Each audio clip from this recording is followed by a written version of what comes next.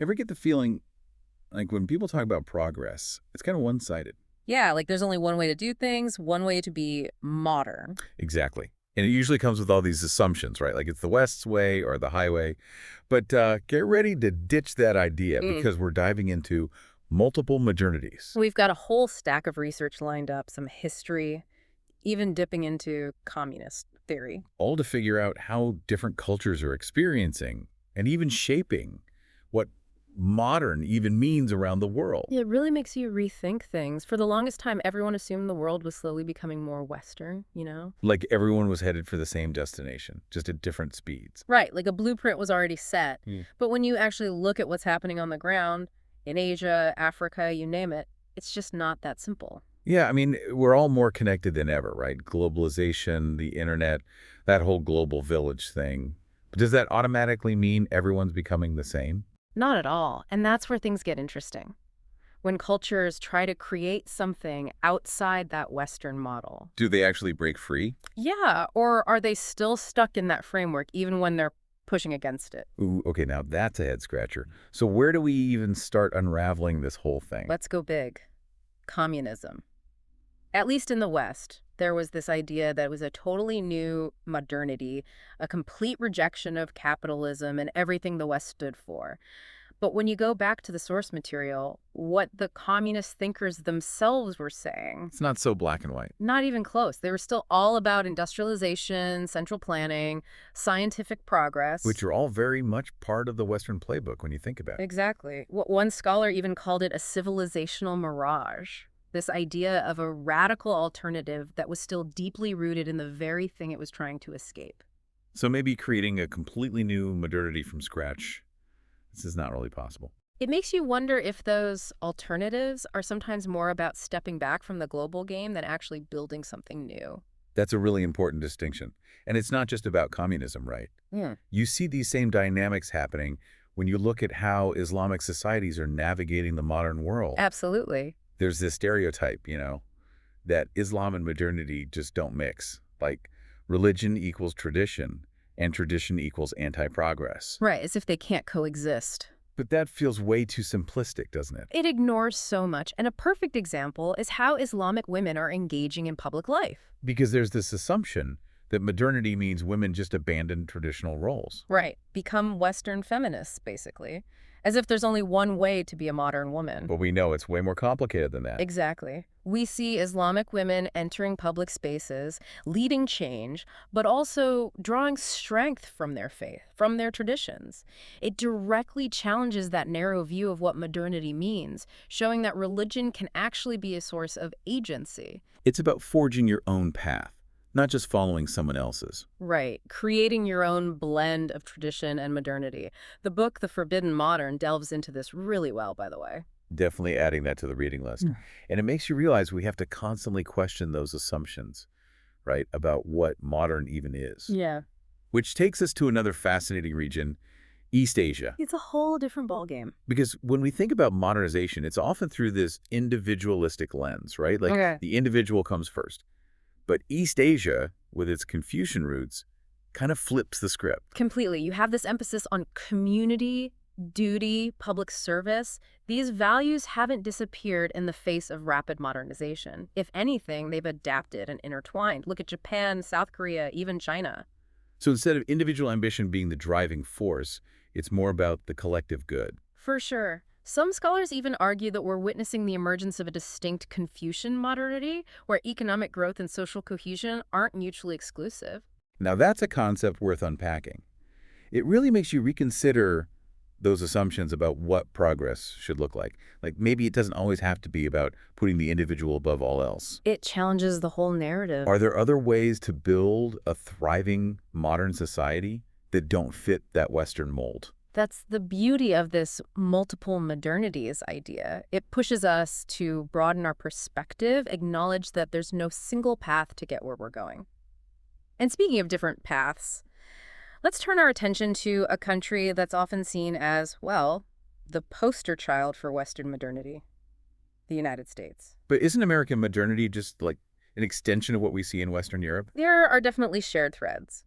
But if you look closer, there are distinct American characteristics, historical and cultural, that make its version of modernity unique. So what sets American modernity apart? What are we talking about here? Well, for starters, the Constitution. American modernity is fundamentally intertwined with constitutionalism. This idea that the Constitution is the ultimate authority. It even limits the government's power, which is different from, say, a country like Great Britain with its parliamentary sovereignty. So even within the West, there are variations in how this whole modernity thing plays out. Exactly. And this American brand of constitutionalism, it goes hand in hand with a deep suspicion of concentrated power, whether it's the government, big corporations, even religious institutions. Right, that whole don't tread on me attitude. Yeah. Very American. And alongside that, you have a huge emphasis on individual liberty, freedom of speech, freedom of religion, the right to pursue happiness without too much government interference.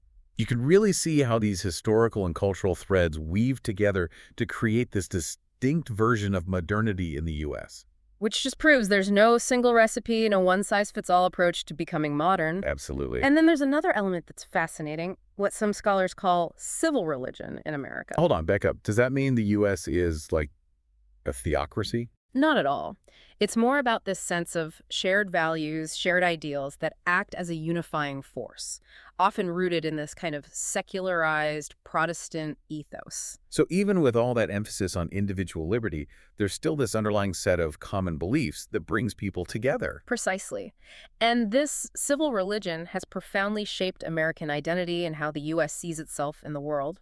But, it's not just about what happens within nations. Things get even more complex when you bring in the movement of people across borders, the networks they create. You're talking about diaspora communities and how they experience modernity. Exactly. These communities challenge the idea that you have to pick just one culture, one national identity.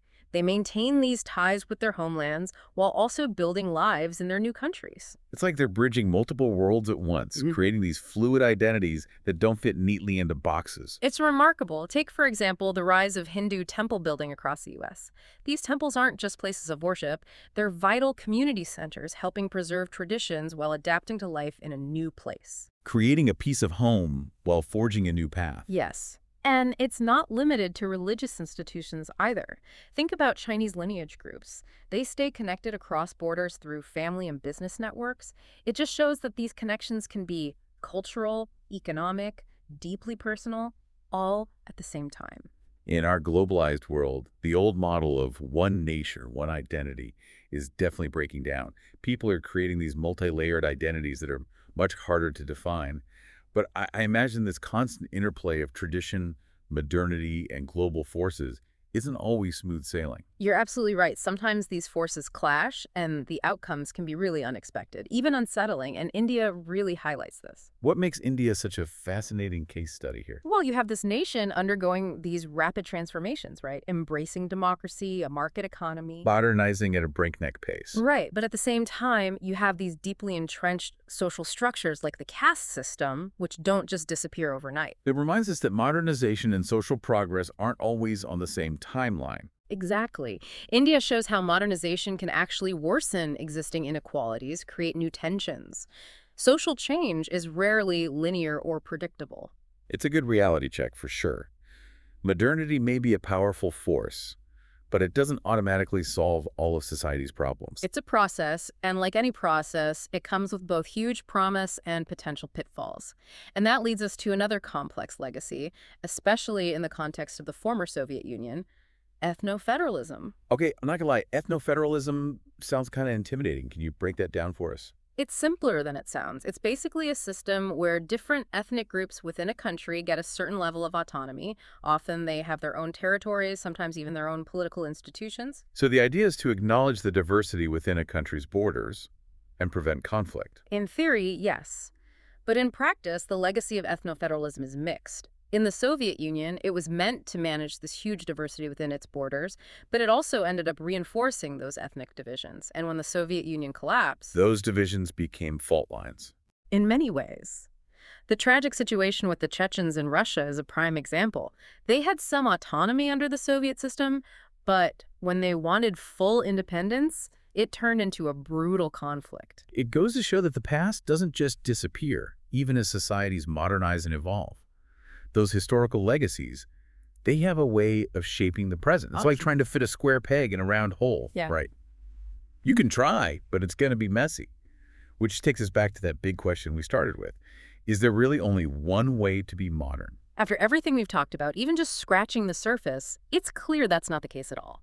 Every culture is grappling with this idea of modernity in its own unique way, shaped by its own past, its own values. So instead of this straight line where every country is headed to the same place, it's more like, I don't know, a choose-your-own-adventure. Exactly. Multiple paths, different destinations. Yeah. When you start to see it that way, when you really grasp that modernity isn't this one-size-fits-all package, it changes how you view the world. It forces you to think bigger. It means moving beyond those simplistic narratives we've heard so often, the West versus the rest, where the West is held up as the model and everyone else is either lagging behind or resisting. We've got to ditch those old frameworks. We have to acknowledge the complexity, recognize that there are many ways to be modern, many ways to balance individual freedom with the needs of the community, to balance economic growth with social justice. To balance tradition with innovation. Exactly. There isn't just one right answer, but a whole spectrum of possibilities. And that's kind of exciting when you think about it. All these different possibilities to learn from,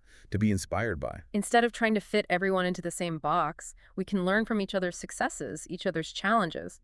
Look at that Confucian emphasis on community and social harmony, for example. Something a lot of Western societies are struggling with these days. Right. It could offer some valuable insights. And on the flip side, the way Islamic societies are redefining the role of women in public life, it challenges those deep-seated secular assumptions about gender and modernity.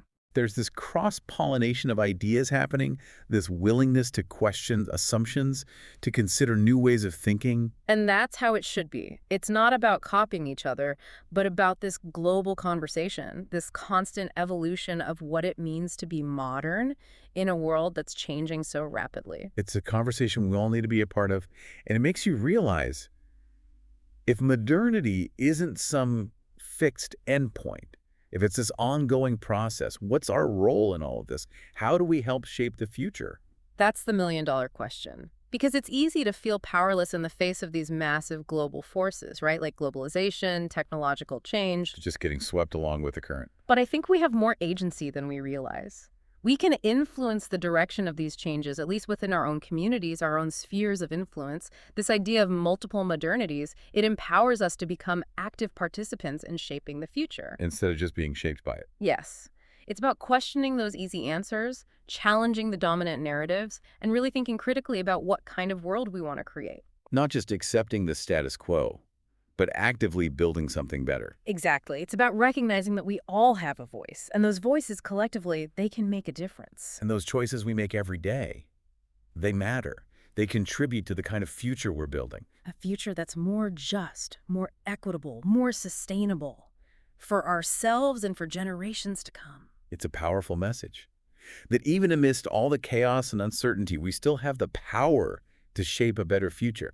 It's like we're not just talking about countries and systems anymore. This gets really personal, doesn't it? Like, what does modern even mean in my own life? Am I just chasing the next new thing, or am I really thinking about the stuff that matters, the values, the big ideas? It's a question we all need to wrestle with, I think. Are we just going along with the flow, or are we actively shaping our own little corner of the world? Because that's the difference, isn't it, between being swept along and choosing your own path. And that brings us to the heart of it, right? All this exploring we've been doing, all these different angles on modernity, but it all comes down to this. If we really accept that modernity isn't some one-size-fits-all thing, it throws a really personal challenge at each of us. What's your role going to be? Are you going to just accept things as they are? Or are you going to be the one who says, hold on, what if we tried something different? Exactly. Are you going to question the easy answers, shake things up a bit, and help define what modern means in your own life, in your community? It's like this whole conversation has been about expanding our understanding, seeing all these different possibilities. Because now it's about taking that knowledge and doing something with it. It's not enough to just listen and learn. We have to act. Precisely. The future of modernity, it's not some predetermined thing. We're all creating it every single day, whether we realize it or not. So be bold.